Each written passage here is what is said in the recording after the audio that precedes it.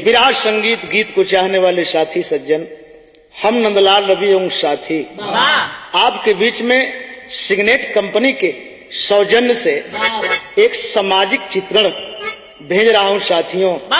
Audio VCD के माध्यम से जो नई तकनीकी के साथ हमें पूर्ण विश्वास है सामाजिक चित्रण आपको जो है ये जरूर पसंद आएगा और इसे सुनकर के समाज में परिवारजनों को एक नई राह, नई दिशा मिलेगी। आखिरकार ये सामाजिक चित्रण है कैसा साथियों, जरा सा गौर करेंगे।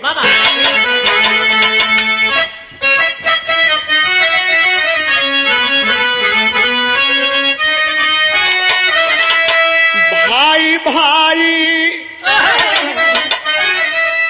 भाई भाई का रिश्ता क्या अनमोल है, जिंदगी सुनी लगती है भाई बिना। भाई भाई लखन राम मिसाल है,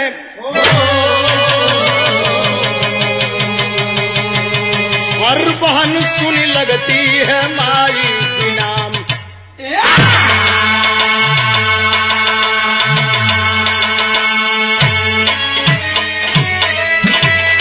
मदन गोपाल भ्राता थे गुजरात में, हंसता खेलता दोनों का अब संसार है।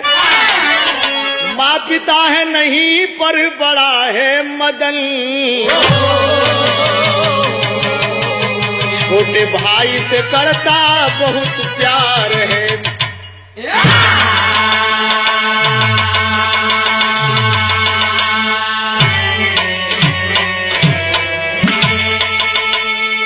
साथियों, बड़े भ्राता का नाम मदन, छोटे भाई का नाम गोपाल। बचपन में ही माँ बाप साथ छोड़ दिए। देखें, गरीबी में पल करके अपने छोटे भाई को हृदय से लगा करके आखिरकार मदन किस मोड़ पर जाता है।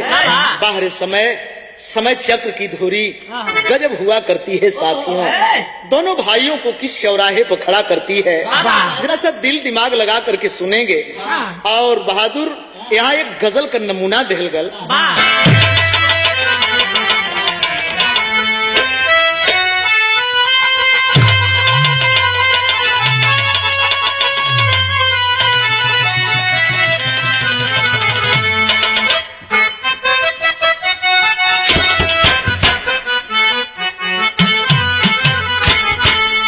जिंदगी के राह में, जिंदगी के राह में रंजो गम के मेले हैं।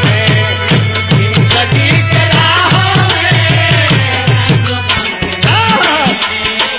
जिंदगी के राह में रंजो गम के मेले, जिंदगी के राह में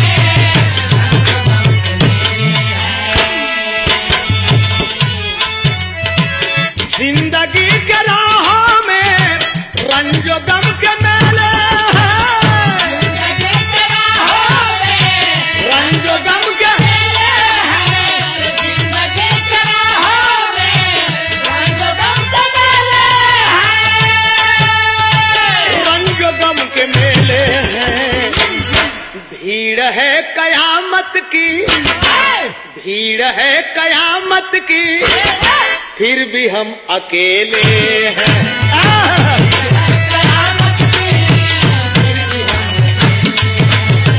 भीड़ है कयामत की, फिर भी हम, भीड़ है कयामत की।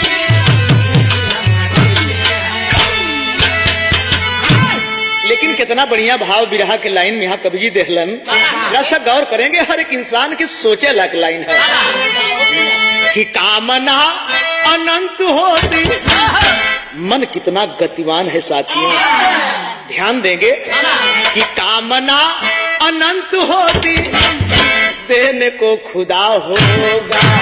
कामना अनंत होती, देने को कामना अनंत होती,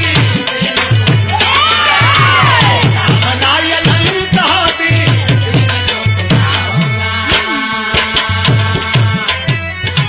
कामना अनंत होती, देने को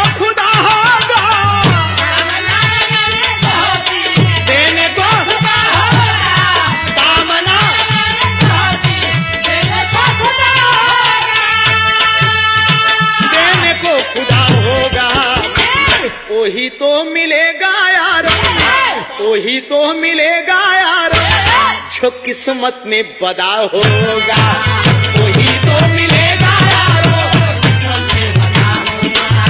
वही तो मिलेगा यार, वही तो मिलेगा यार। यही के बताओ जला कि समय बलवान होते इंसान नहीं। लाख चतुराई करने के बाद भी अपने बुजुर्ग विद्वान बताते हैं कि बेटा समय से पहले नसीब से ज्यादा कुछ मिलेला नहीं। इस सच्चाई बिरहा बतावत है। यहीं से बिरहा की स्टोरी का शुभ आरंभ हो गल।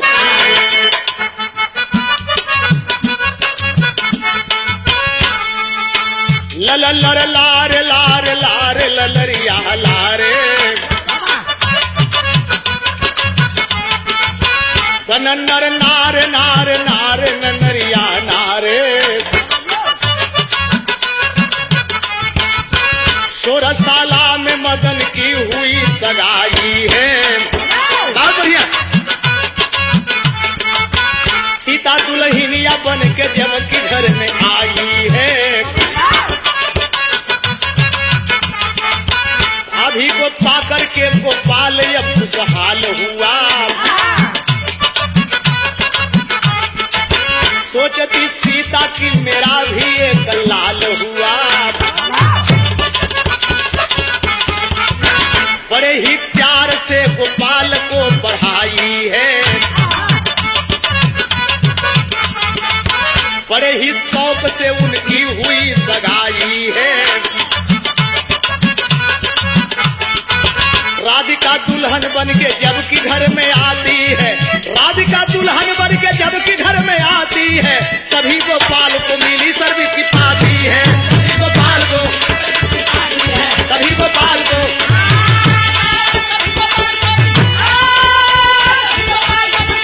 बहुत अच्छा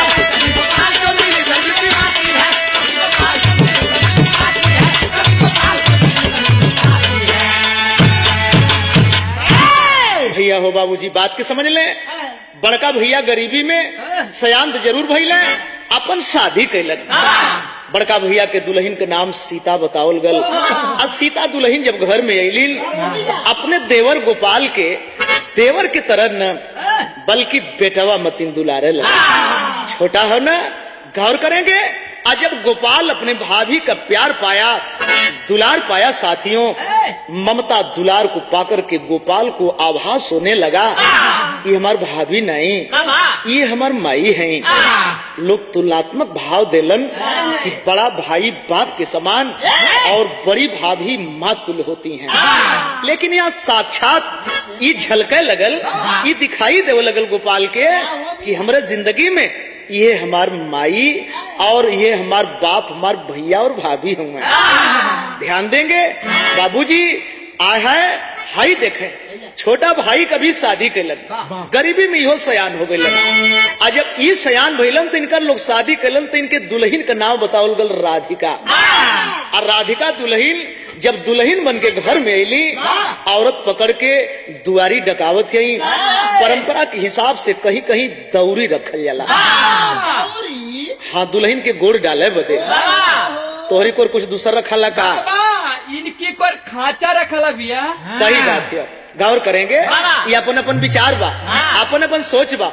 लेकिन एक तरफ दुल्हन घर में जात है भैया, तब तक दुआरे डाकिया आया है एक चिट्ठी लेके। 2-4 ठे लड़का देखलन चिट्ठिया लेके, अब पढ़ के सब फेंक देलन। अब फेंक के दौड़ के जाके बड़का भैया मदन के पकड़ के झूल गेलन। का बात है भाई? खलन की बात मत पूछा भैया, आज साक्षात तोरे घरवा में लक्ष्मी जी आ गए। कैसन लक्ष्मी? खलन की आई चिट्ठी देखा, गोपाल भैया के फलाने तारीख के ड्यूटी ज्वाइन करे के बाद जितना हित मित बाणे अड़ोस पड़ोस के लोग जब सब सुनलन बधाई देव लगलन। सत्य है मदन, अगर ये चिट्ठी कहीं 2 दिन आगे पीछे आवत तो नाम मानल जाला, एक नसीब और लक्षण कहल जाला। गोपाल सुन सुन करके बहुत खुश है, हमार दुल्हन लक्ष्मी बाणी। यार मनाव लगल की दुहाई भगवान के तनी सा 2 घंटा पहले में डूब जाता, अपने लक्ष्मी के चली अगरबत्ती होती घुमाए आई। बाहर समय जेके लोग जिंदगी के अनमोल घड़ी बतावल। इस जिंदगी में सिर्फ एक बार अबे करेले केवल चीज भैया जे के सुहाग कर रात कहल जाला। सुहाग रात तो उनके नाम मालूम है? भैया तो अपने बाबू से पूछ ले लो। हे भैया बतावा अभी सुहाग रात इन लोग के नाम मालूम है, लेकिन बिरहा पर गौर करेंगे ऐसे बढ़िया कितना बढ़िया तर्ज लिखे के पड़ल।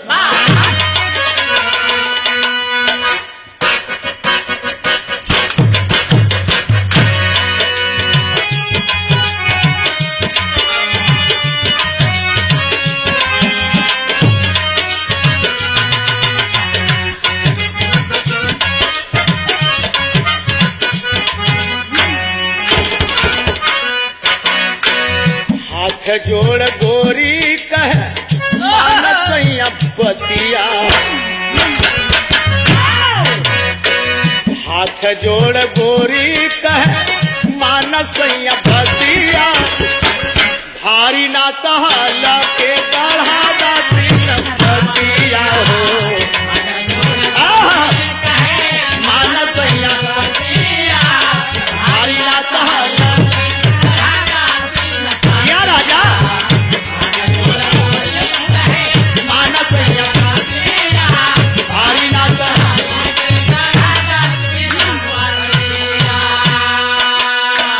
पारिवारिक बात है। दोनों दुल्हन अपने पति से कुछ मांगत रहल, बड़ा प्यार से मांगत रहल, लेकिन ये बात के छोड़े भाई गोपाल सुहाग रात में अपने दुल्हन से मिले बदे जात हुआ।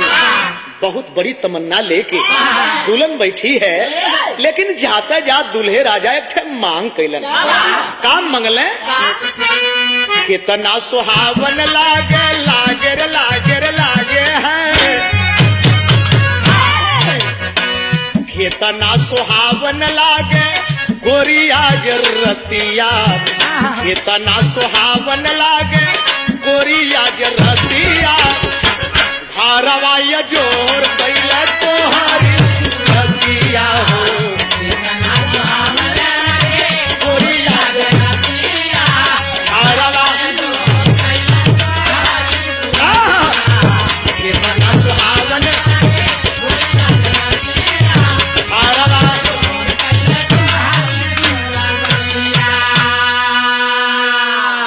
खुश बा दुल्हन अपने पति का दर्शन पाके पैर छुअल जाती, लेकिन नौजवान कला की रुक जा कुछ मांगत है। बोला मिली की जाई। दुल्हन कला की बड़ा रसिक मिजाज का लगा, मजाक करत हुआ। कहल का चाहत हुआ कला की ना दुल्हन ना, यस नो में जवाब दा, मांगी या वापस जाए। अरे का मांगल चाहते हो, सब कुछ तो राउरे के बा। कला की ना ना, अच्छा तो फिर आप खोल के बताओ कि चाहत का हुआ। आज सुहाग रात में पहली मुलाकात में एक नौजवान अपने दुल्हन से मांगता क्या है साथियों।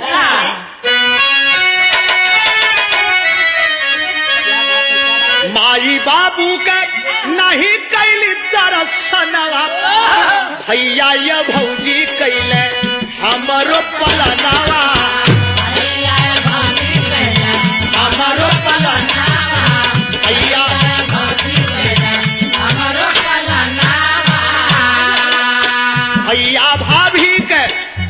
भैया भाभी के सादा करिहा सेवकाई, हमके पढ़वले रोटिया के खाई, हमके पढ़वले रोटिया के खाई, हमके पढ़वले रोटिया के खाई।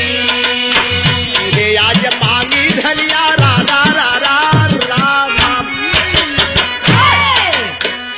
दुल्हन जब से होश भइल बा, ये परिवार में घर में न माई के देखली न बाबू के देखली, मदारी की जगह पर बाप की जगह पर अगर पवली तब भैया के और भाभी के।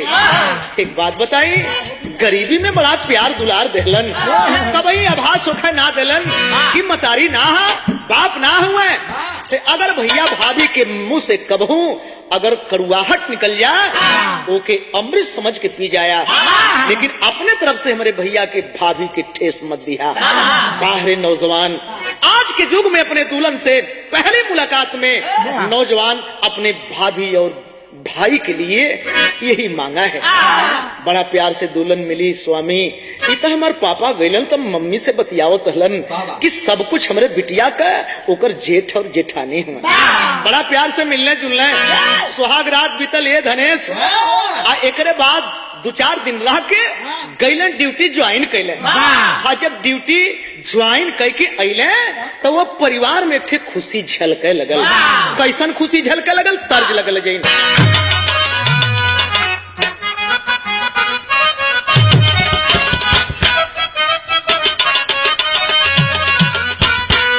कौनो चलाक नौजवान अपने दुल्हने की पिटाए गए।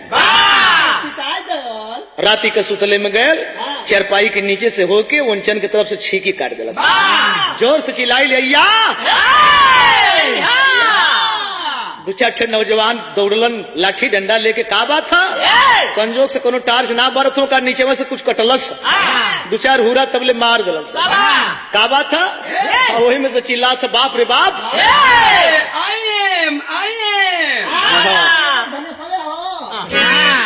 जब मार पड़ल था भसवे बदल गई, लेकिन लिखा की पड़ल,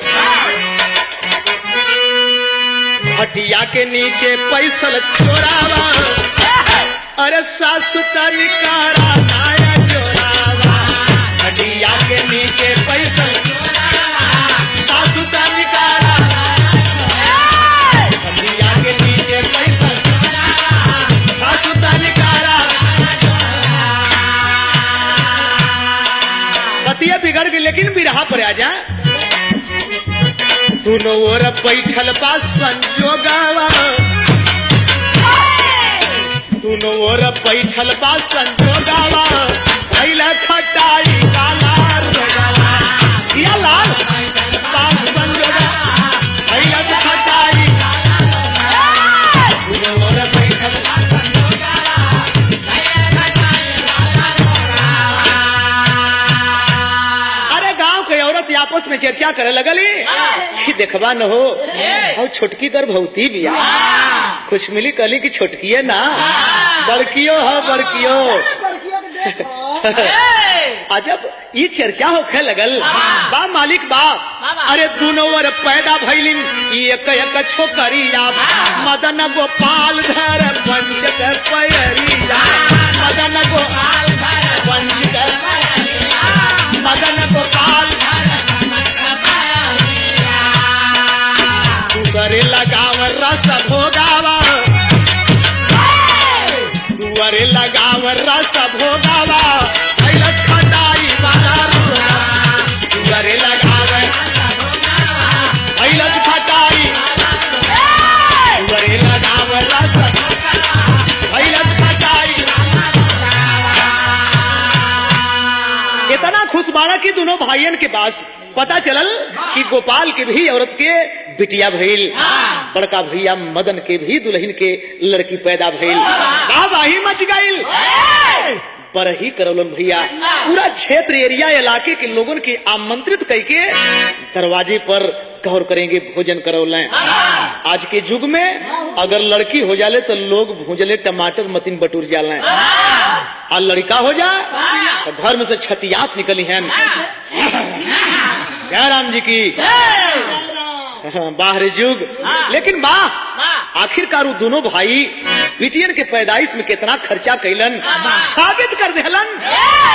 जे भी दरवाजे पे आयल खाना खा के जात, शाबाशी देत, आशीर्वाद देत।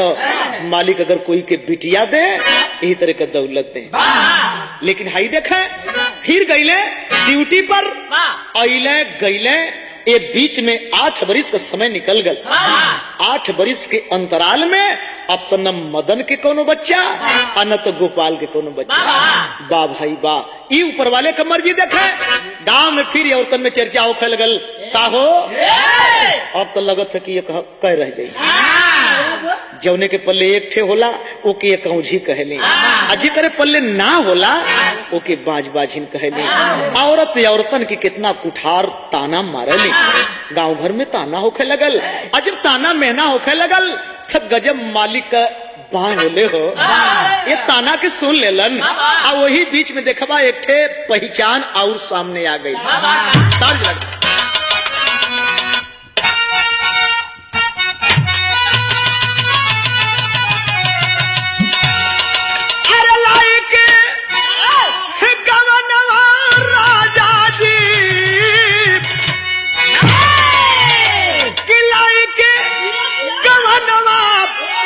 अरे सैया दिहला हो कलेसवा की विदेशवा अरे गईला ना हो बलम जी विदेशवा बलम जी गईला ना हो बलम जी।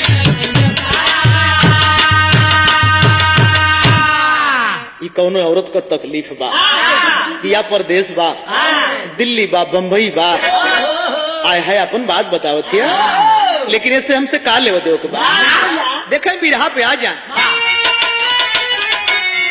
कि गई रहे गोपाल हरे गई रहे गोपाल कर है बम्बई नौकरिया कमरिया अरे होले ना हो कर दिया कमरिया होले ना हो कर दिया कमरिया होले ना हो कर दिया कमरिया होले ना हो कर दिया कमरिया। पता चल गल गांव में औरत सब पहचान कर ले कि मदन वो तो नहीं लेकिन गोपाल वो गर्भवती बा। अरे बाप रे बाप आज जब ई चर्चा होखे लगल तो जेठनिया कितना खुश बा कितना खुश बा ई मनाव लगल कि बा मालिक बा हमरे पल्ले दूठे बिटिया हैं एक बेटवा अगर हमारे देवराने के गोदी में हो जात हमार घर में भर जात। गौर करेंगे ऐसा परिवार का सोच देखें आ वो करे चलते वो जेठान करे का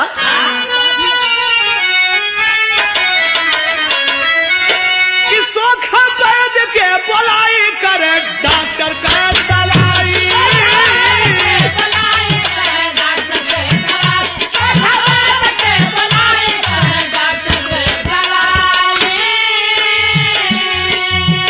सीतापन के दाई माई कर राधा के सेवकाई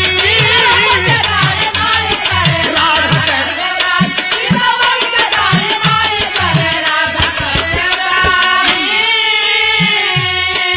आई रे गोपाल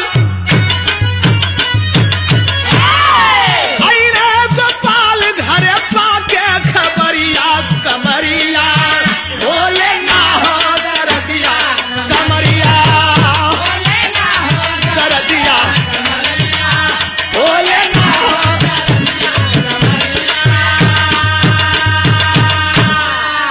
भैया बाबूजी गौर करेंगे अगर जरा से भी कह दे कि दीदी हमार तबीयत खराब हो हम खाना न खाई हम पानी न पियम बाहरे जेठान दौड़ के कहीं सोखा बाबा के बुला लिया हुआ कहीं डॉक्टर के बुला लिया हुआ आय हाय इतना से भी अच्छा ना हो खे तो तेल गरमा गरमा के अपने हाथ से मालिश करे दीदिया एकदम इच्छा ना करत हिया एकदम पानी पिए की इच्छा ना करत हिया अपने हाथे से खाना ले जा और शान किन्ने वाला ओकरे मुंह में डाल के खियावे ना तो के बिन खैले सुते नहीं दे बेटे में बबुआ हुआ ना इनके बदे तो के खायल जरूरी बा बाहर प्यार बाहर सने फिर भी तबीयत में सुधार नहीं होता लोग खबर देने गोपाल के गोपाल चलिए होता शायद दुल्हन देख लेती तो उनका दिल बहल जाता गोपाल तो खबर पौले गोपाल घरे आ गए लेकिन जहिया गोपाल अपने घर में आइलन तमाम गांव को नौहा जुट गए भाई परदेसी हाल हुए जयराम हालचाल होत बा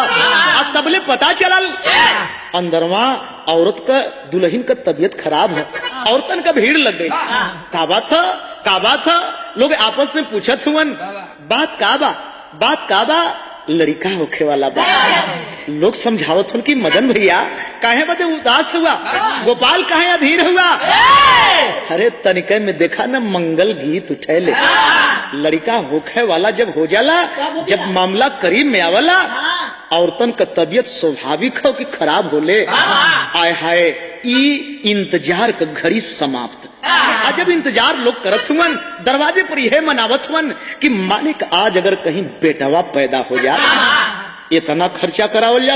इतना खर्चा करावल जात कथुआ का कमी है गोपाल के अजुआ तो आल है नौकरी पर से लेकिन भैया हो एकाएक अंदरवा जोर से चीख आई काहे बदे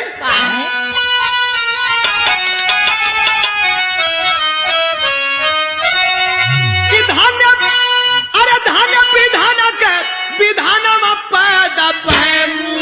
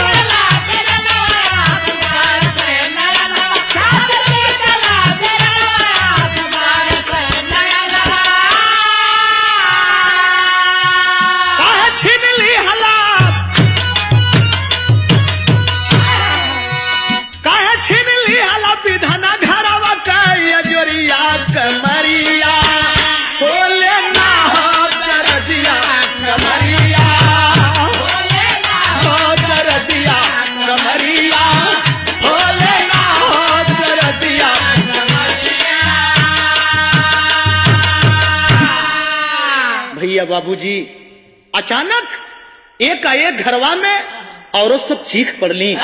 कैसन आवाज एक मिली बहरवा आवत है, मुंह दबौले रे भाभी का बात है? ए बाबू का बताई, लड़का तो भइल बा, बेटवा तो भइल बा, काहे बदे रोत है लोगन? ए बाबू बेटवा तो भइल लेकिन जिंदा नहीं, बेटवा मुअल भइल। शुक्र मनावा की दुल्हन बच गईली।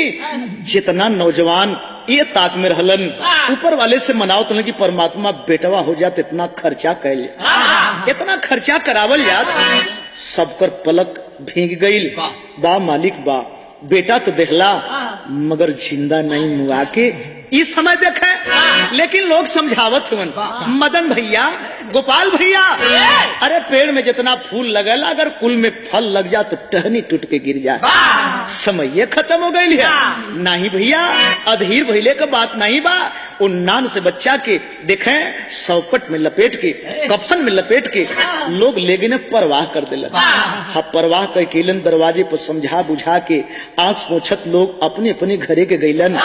एक दिन, 2 दिन, 3 दिन, 4 दिन, ए बाबू 5वां दिन का सूरज ना डूबले और वो परिवार में थे और गजब होखल चाहता। कैसन गजब लाल?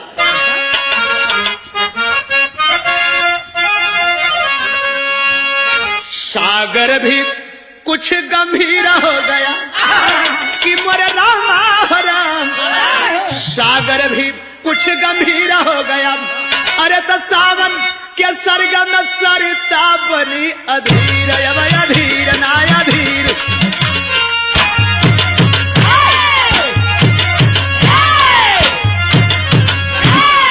भैया हो बाबूजी कैसन गजब होखल चाहत है कि कुटा नी कुटा ना रहे ताक में,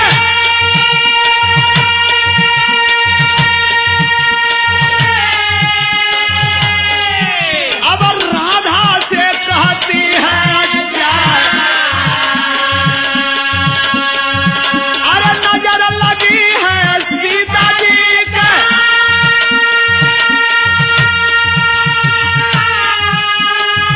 कह राधा तोर गई खोखन, अरे सुन के राधिका रोवन लहा, कह सुन के राधिका रोवन लगी। अब गोपाल से कहती है कह अलग हो जाओ ऐसा, अब यही में मोर भलाई बात है, यही में मोर,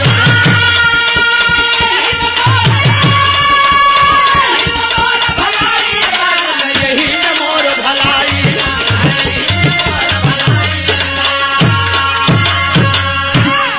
बा मालिक बा, गौर करें कि वो परिवार तो दुखित है साथियों।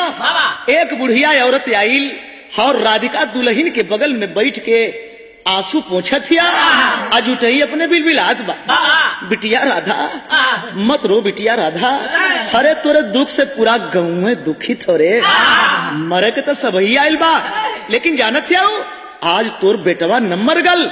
ये गांव के लोगन के लिए इतना बड़ा सदमा लगल बा। आपस में लोग चर्चा करत हो रे बेटा, यही से तोरे दरवाजा पर कोई ना आ पावत है, कैसे समझावल जाई? का बात है या का बात है? बुढ़िया कलश के कर मतलब कि तोके ना मालूम है? ए पगली बिना पूछलही बतावे लगल। जौने दिने तो ये घर में पैर डलली पूरा हित मीत हल्ला न मच गल, वही दिने तोर मर्दा नौकरी का कागज पौलक। इतना ना 8 बरिस पहले का तोर जेठानी आई रहल, एको बाल बच्चा ना, वही घरवा में तोरे लड़की भइल तो वहू के भइल। इतना नारे बिटिया, वही घरे में तोर बेटवा होता, वो तोर गोड़वा दबावे, तो के खाना खियावे, तो के पानी पियावे। नारे बिटिया ना, तोरे पजरमा रह रह के तो के निहारे। कौन औरत हुई रे? वही घर में बेटा होता, ओकरे कुछ ना, असनिहरलस असनिहरलस कि वही का नजर लग गई, तोर कोखिए मरा गई दुल्हन, तोर कोखिए मरा गई। अरे बाप रे बाप, फूट फूट के रो लगल कलस की सुन सुन। अब वहीं भी नजदीक बा, रोले से बात न बने, मगर तो हम दोनों परानी अगर जेठ जेठानी से अलग हो जा तो शायद ऊपर वाला तोर झोली भर दे। भटक गई साथियों। बुढ़िया के बाद में दुल्हन भटक गई। अपन पति कहीं दूर हो नजदीक गलत करत का हो हफ्ता देवी देवतन के पूजा पाठ में कुल गंवा देली। एक काम हो कि लेके रहा पूजा चलत है अपन जान कहीं दे देबे का बात है। बुढ़िया बिना पूछल ही बतावे लगल। इहे बतिया तो बतौलस ए बेटा दुल्हन जहिया आइल तहिया नौकरी पौला वही घरे में लड़की भइल तो रहूं ओहू के लड़की भइल वही घरे में तोरे बेटवा होत ओकरे कुछ ना पूरा गौवा में चर्चा बा घूमबा तब न पता चली वही का नजर लग गई और का बा तो आखिरकार नजर लग गई कोख मरा गई बनी तो कैसे कल की कहल तो ना चाहत है लेकिन जब पूछत हुआ तो बतावत है अगर दोनों प्राणी तो हम लोग अलग हो जा शायद ऊपर वाला झोली भर दे पूरा चर्चा है बेटा। हम का बताएं पूरा गौवा में चर्चा है का बात हो अलगे हो गई से अगर कोख बन जाए भविष्य बन जाए अपने परिवार के लिए केहू भी कुछ करे तैयार नहीं। गोपाल चल देलन मदन कहीं दूर बैठल हुए जाके कहला कि भैया सदा तुहार सम्मान कैली आज जो सम्मान करत है लेकिन बात जानल चाहत है हम अलगे रह दुआर के हर काटी। मदन जब सुन ले ना खलन की भैया अब ही 5 दिन ना बीतल बेटवा के खून से मन का मुंह भरल का बोलत हुए भैया गोपाल कला की बस बस बस समझ गई बेटा हमार मरल खून तोहरे मुंह में। अरे बाप रे बाप इतना प्रथम मदन भोकर के रो देलन मगर कहला का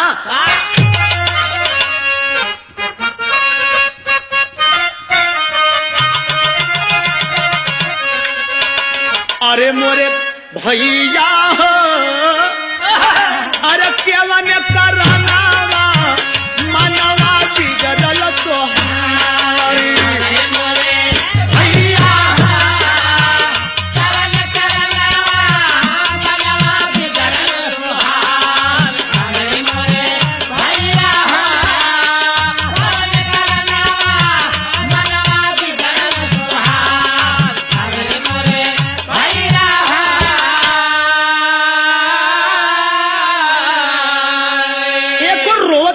बतावत हवन देख के जन्म माई मर गई अरे हमारे हाथ धराई कहे कोरा कन्हैया तुहा के खेलवली कैला दीना बुलाई की अरे मोरे भैया हो तुहा के दुधावा अपने सुखल आहार भैया तुहा के दुधावा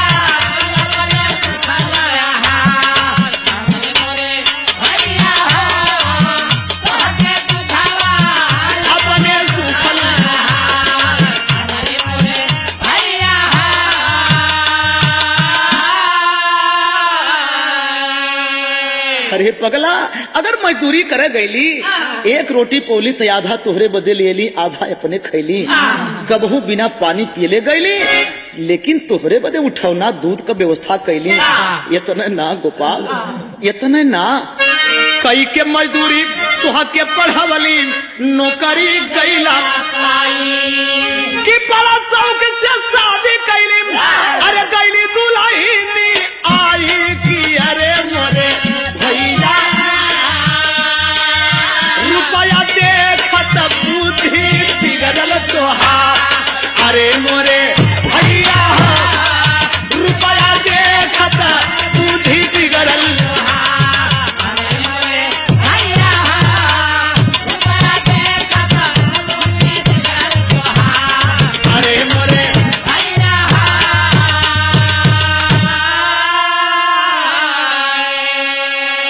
भैया ये का बोल दिले गोपाल कितना दिन से नौकरी करत हुए कबहू ना पूछली कितना पावला कितना खर्च करेला आया है तबले उनका लड़कियां आ गई जब देखलस कि हमारे पापा रोवत हुन पता का बात था हम न रोथे बेटा तोर चचा हमके रोआवत था अब तबले वो लड़कियां का माई आ गई आज जब मदन अपने औरत के देखल ना अरे बाप रे बाप पूछ पड़ल ना का बात था खलन की बा सीते बा ये तोर देन देख देख सीता देख आज जौने के बेटवा कहली ना इतना दुलार कर देली इतना दुलार कर देली कि आज तोरे बेटवा का हिम्मत तोरे बेटवा का हिम्मत हमके रोआवत है देख सीता देख तोर बेटा हमके रोआवत है अगर देवर कहले होती तो शायद आज ये दिन न देखे के सीता नजदीके गली बाबू अपने दादा के रोत हुआ, अपने दादा के रोत हुआ, लेकिन मदन अपने औरतिया के पकड़ के इहे तक कहत हुआ का कहलन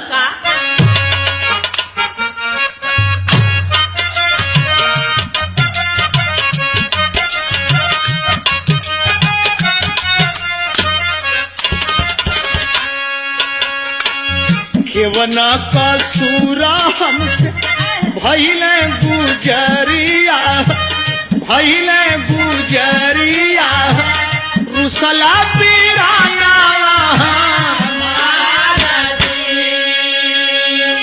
या केवनो का सूरा बोला तोहरा से होई गईले, तोहरा से होई गईले अलगे हो खका बाबी बोल सीते बोल कोनो गलती ना हो गई, कोनो गलती ना हो गई, पूछ अपने बिटिया से पूछ हमर बिटिया से कोनो गलती ना हो गई। अरे बाप रे बाप दोनों प्राणी नजदीके हुवन, का बात है बाबू का बात है। गोपाल कल की बा भाई बा ई ड्रामा करवा तो हम लोग सदा सम्मान कैली, सोचली है कि आजो सम्मान कह दे, लेकिन सम्मान न जमत है तो फैसला हम कह ले तुरंत गईले फावड़ा उठौले। अब फावड़ा उठा के जब ही दीवार पर मारल चाहत हुए अब तबले मदन का आंसुए झुराए गए, दौड़ के चौचक मदन अपने भाई के अखबार में दबोच लेलन, कहला कि बस गोपाल बस, समझ गई भैया अलगे रहबा ना। एक बात सुना, अरे पगला माई जब मरे लगल तो तोर हथवा हमरे हथवा में देके, अब बाबूजी जब मरे लगल तो हमके बुला के एक ठे वादा कर, यही बदे ना तो के सजावे में आधी उम्र बिता देली। ये भैया जब तोहके सजावे में आधी उम्र बिता देली तब काहे बदे दुआरी कटवा गोपाल, ये पूरा मकन में लेला भैया, पूरा मकन में लेला, तू कुशल से रहा सुखी रहा। अरे बाप रे बाप अपने बीवी का हाथ पकड़लन, अपने बिटिया का हाथ पकड़लन, जवन कपड़ा मदन भैया पहिरले हुए तीनों मूर्ति उहे कपड़ा पहले चल देले। अगर घर के अंदर खूंटी पर टांगल है तो कपड़ा के उतारे ना गईले, मगर बाबूजी भैया हो ये तीनों मूर्ति घरमा से गईले कहाँ?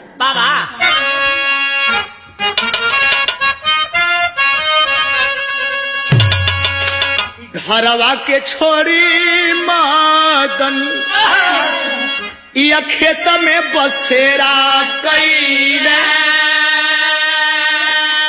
मड़ई लगाया अपन गुजारे दिना, हाय रे गरीबी बदन सिबिनाई साथ छोड़ल, बीच में बिछुआ भइल लक्ष्मण बीरना। खेते के कोने मड़ई लगा के फिर मजदूरी सहारा बनल भैया हो। आ कबहू अपने औरतिया के सामने जब देखे तब बैठा के बोले कि सीते जब तोरे देवरनिया के ली अली वही दिन गांव के लोग हित में सब ही कलन की लक्ष्मी है, तोहार गरीबी कई कोसों दूर हो गई। खैर सीता दुख और सुख दुइये न होला, अगर सुख हमार साथ ना देता तो दुख हमारे साथे हो ना। चल ये कहन रही सीते कि करत गुजारा देखा कुछ दिन बीती गई, बिटिया जवान कर मन में गुनना, बेटी बदे बड़ा खोजे गरीब देखी के घर खोजे, अरे बिटिया का शादी वाला रखी देहल दिना।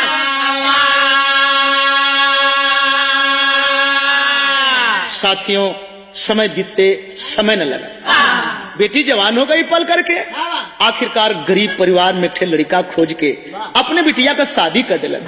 गांव में चर्चा होकर लगल बढ़िया बा गरीब के बेटी का हाथ पीला हो जाए, लेकिन ये देखे अचानक गोपाल छुट्टी लेके घरे, जब गोपाल छुट्टी लेके घरे आगल वही दिने गांव के लोग पूरा जुट गलन, जयराम हालचाल कुल होत बा, भैया मजे में रहला है न मजे में।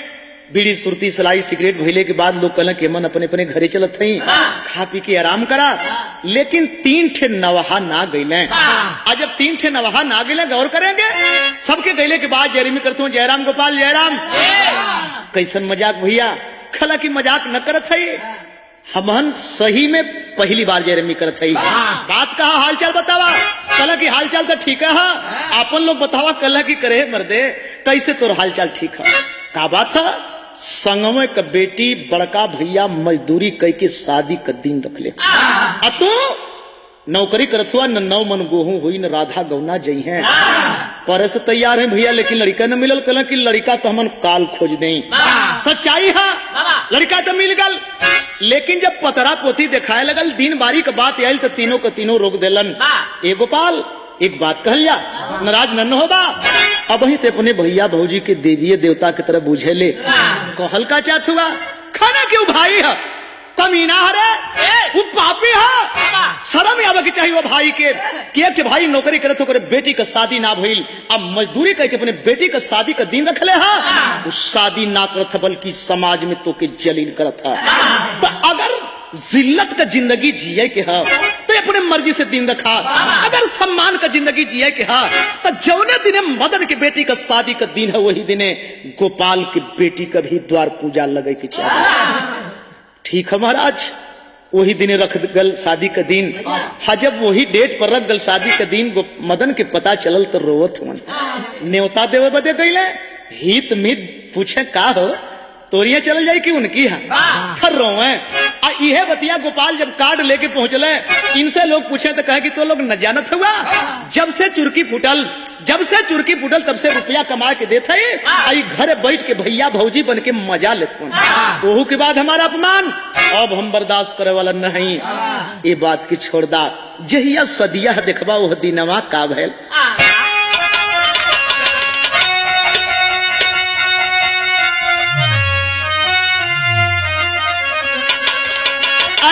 दिन रहाली अब शादी का बखतिया छतिया फाटल, दुई जगह बैठल दुनो बरियतिया छतिया फाटल। मदन के बरात एक और, गोपाल के बरात एक और, लेकिन पोजीशन का बा, एक और तम्बू बारादरी, एक और खुला आसमान हम, एक और पेड़ा गुलाब जामुन चलन, एक और लड्डू का जलपान हम, एक और पुलाव दही पूरी खा ले। अरे बरियतिया छतिया फाटल, एक और चावल दाल पबीतल, रतिया छतिया फाटल। बाहर समय गोपाल के द्वारे बारादरी लगल, टेंट हाउस से व्यवस्था बा, पानी पिए के छेना, खाए बदे पुलाव, घी का तलल पुलाव पत्तल पर छुटत है। और यार मदन के यहाँ गांव समाज के एक फटही दरी, जैसन ई गरीब वैसन बेटहा। एहू बात के छोड़ दा, लेकिन सदिया से 5 दिन पहले मदन एक ठे और काम कैलन। अपने औरत के लेके बाजार में गलन, चित पर चित सोनार की दुकान पर बैठल, खल की सीता कै थान गहना लियाई, खली की करे के मजदूरी और कै थान के बात करत हुआ। खल की ए पगली कुछ मजदूरी कह के जुटौले ही, कुछ फलाने भैया से कर्जा ले ले, कुछ सेठों से कर्ज ले ले। विश्वास भैया का चाहिए? बोला मदन। औरत का मन तनी सब बाढ़ पे आगल, खली स्वामी एक बेटी है ना, जय थान मर्जी करे तय थान ले ला। रोवे लगले मदन, खला की नारे सीता ना, अरे हमारे पल्ले एक ठे बेटी नारे का बोल देली, हमारे पल्ले 2 ठे बिटिया ही सीते।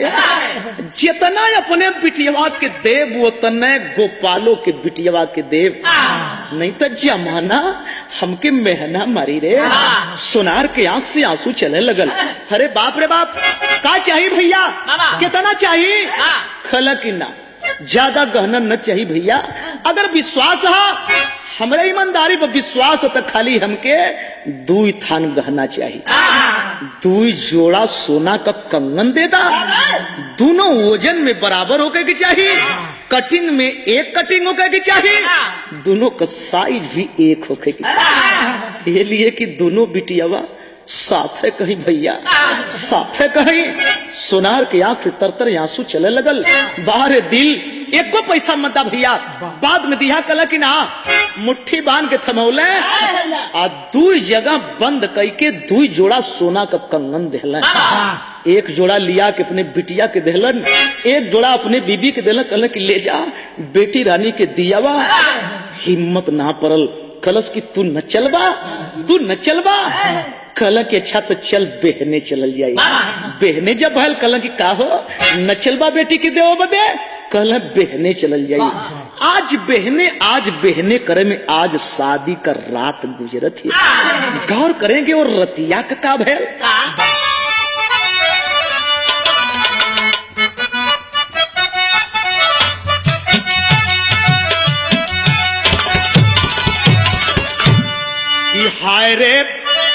हाय रे समैया रिश्ते, हाय रे समैया रिश्ते दार भूल गईल देखा। बैठल वजैन जहाँ चलत बसरा।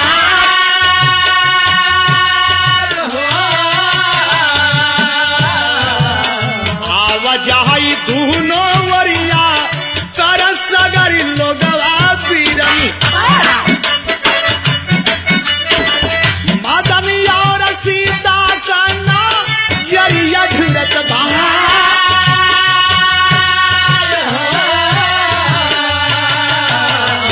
मदनिया और सीता लेके सोने का कंगनवा से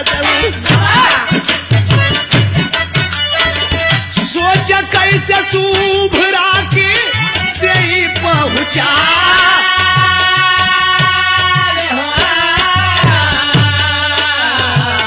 रतिया बिकल हो अब भी आन हो गईल भैया। एक और कार एक वरी रिक्शा सजत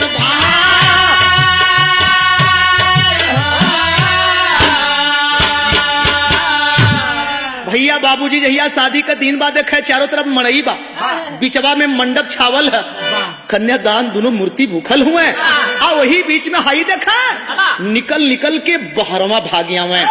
जब बहरवा भागिया में अरे बाप रे बाप लोग पकड़ के लिया में का बात है, कन्यादान भूखल हुआ बहरवा कैसे ना हुआ।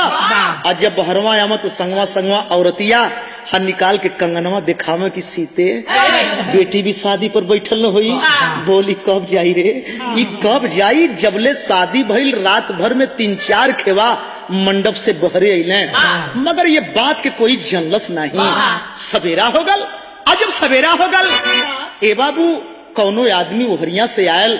खलस की का हो मदन, ए मर्दे गाड़ी वाली लड़की विदा हो गई। अब तुहरे दुआरे रिक्शा टाली आयल है का टलिया पर विदा करके घमवा बिटिया के मुआइबा का। कल की विदा हो गई, खल की विदा ना मिलना जुला के तैयारी होती है। देखा गाड़ी गई। हाँ जब गाड़ी पर नजर गई साथियों जोर से चिल्लैले मड़ई के बाहर से सीता बाहर निकल। हाँ जब सीता बहरे आई तब पॉकेट में से कंगना निकलन। खला की देख सीते देख गईल बिटिया रे, तोर बिटिया हो दे गई सीता, तोर बेटी हो दे गई ले। अभी कंगनवा के दियाई सीता, कंगनवा के दियाई। तब तक ये अचानक वो गड़िया वही रुक गई। गाड़ी रुकत है, बारात को लोग देखत हुआ। ए भैया का बात है, जवन लड़की दुल्ही बन के बैठल रहल ओकर नजर पड़ गई मड़ई पर की दादा दादी रोत हो। गड़िया का फटकवा खोल के इतना जोर से दौड़ल कि गोपाल के बारात कला कि मर्दे करे हाउ पागल तो ना हरे, हाउ पागल तो ना, लेकिन पगली गईल कहवा जहां मड़ई पर दादा और दादी रोत हवन। जाए के चौचा के अखबार में दादा के धैले है दादा। अरे बाप रे बाप दुनिया के लोग हमके आशीर्वाद देवलन, तू नहीं ला दादा हमके आशीर्वाद दादा। देखा हम गाड़ी में से भाग के आवत हई, दादा के छोड़ के बड़की मतारी के धैले बा मम्मी, बड़की मम्मी ना लुआ ना गाँव भर के मेहरारू आशीर्वाद दिलीन है। आशीर्वाद द मम्मी, अपने ससुरे जाती मई, अपने ससुरे जात हई। मतारी की अखबार में पकड़ ले हो रोवत हिया। अब माई उस समय कैलस का अरे हाथे में कंगनवा पहिनावे बड़की माई, भैया हाथे में कंगनवा पहिनावे बड़की माई, कहा बिटिया के छतिया से आपन लगा, ये लाई गरीब का उपहार मोरी बिटिया, अरे खुशी रहा सासुर के नगारिया में जा।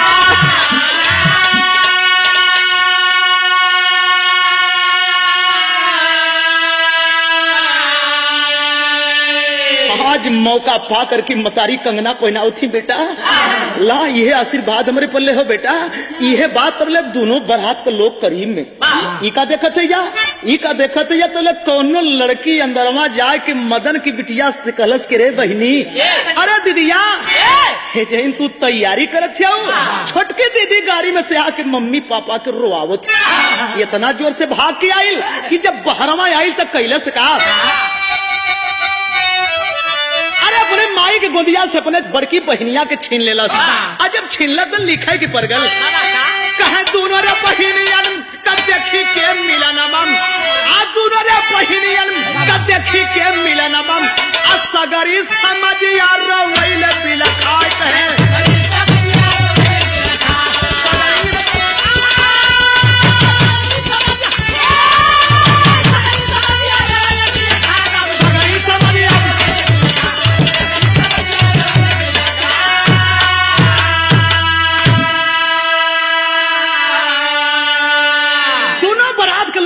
रे बाप रे बाप, दोनों बहन के रोले लगत है कि बन का पता ही गिरत है, कलेजा फाटत है। आखिरकार असलियत का पता ना चलत है कि दोनों भयवन में इतना बड़ियार दुराव भयल तक कैसे लोग रोवत हुए, तब लेते एक ठे और गजब होखल जा, का लोग देखत हुए कि गोपाल दौड़ल आवत है, जब नजदीकवा आयल तो लिखे के परगल,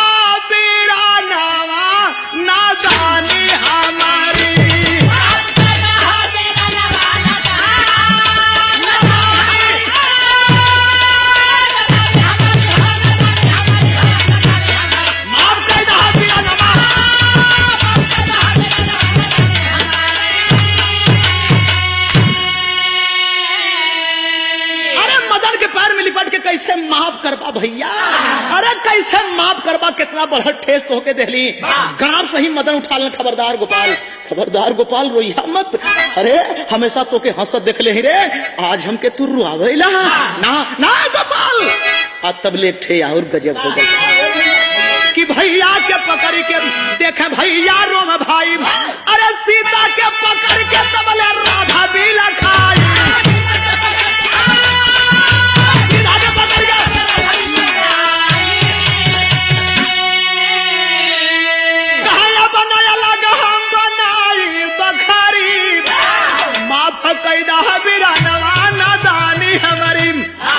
अरे बाप रे बाप, देवरनिया दौड़ल आई जेठनिया के अखबार में दबा के दीदिया हमके माफ करता, दीदिया हमके माफ करता, सारी जनता रोत है, अरे ये कहा देखत है जा, ये कहा देखत है जा, बड़ा देरी के बाद एक पुरनिया कल के अच्छा तब बड़ा रोला लोगों हमन समझ गईली, अबले दू भाई रला आप चार जानी हो गईला, एक काम करा कदा ड्राइवर साहब गाड़ी लिया मैं, अब विदाई न हुई, खिचड़ी खायल जाई तब एक बाद विदाई हुई, वही मड़ई पर दोनों बारात बैठल, ड्राइवर साहब गाड़ी लिए, बड़ा देरी के बाद दादा कल की बेटा एगो बात और जानना चाहत है का, अब वही भी मदन का लड़किया रिक्शा से जाई ना दादा ना, कैले का अशांति के बदे एक कार गई आई, एक का साथे भइल दोनों बहिन का विदाई,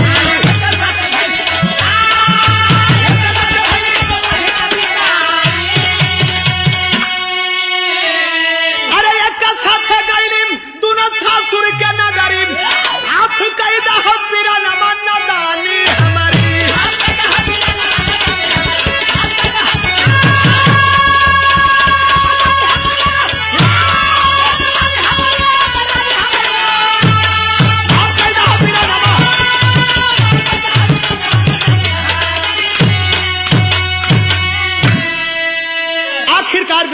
परिवार को मिला करके दोनों बहन वहां से विदाई लेती हैं। यही से बिरहा का शीर्षक रखल गल भाई भाई का प्यार उर्फ गुजरात कांड। गुरु बिहारी गुरु गणेश का खत्म हुआ दस्तान। विमल चंद्रिका कवि केशव बच्चन से प्रेम। सागर भी कुछ गंभीर हो गया, बचवा नंदलाल नैनों से बहता नीर। सागर भी कुछ गंभीर, बचवा नंदलाल नैनों से बहता। धन धन मरे देश का सामान।